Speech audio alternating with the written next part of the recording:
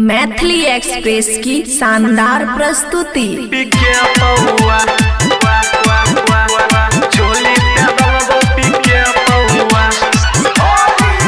खुशी recording studio बलुआहा। देखे में लागै छी जैसे ते कली मन ते करे तोहर गाले माली।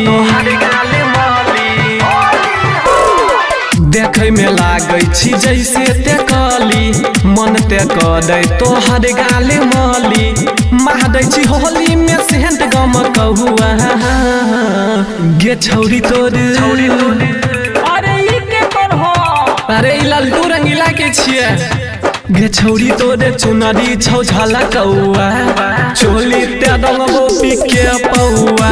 गे छौरी तोरे चुनरी छौ झलकौआ चोली ते रंगबो पिके पौआ। चोली ते रंगबो पिके पौआ।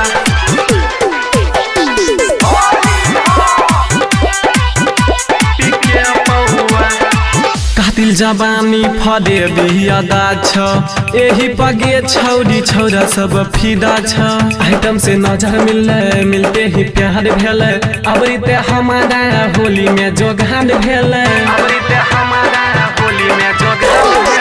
कातिल जवानी फदे बियादा छ एही पगे छौरी छौरा सब फिदा छ। लहंगा पे रंगबो छौरी तोहर लाखा न हुआ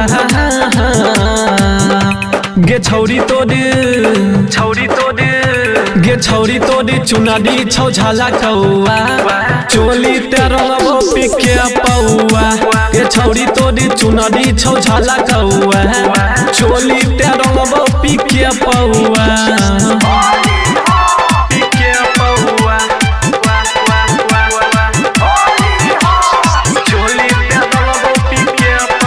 खुशी रिकॉर्डिंग स्टूडियो बलुआहा।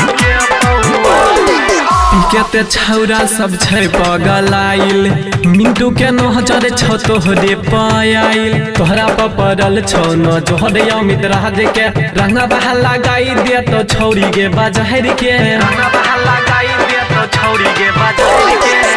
केते छौरा सब छौ पगलाइल सिंटू के नजर छौ तोहरे पायल।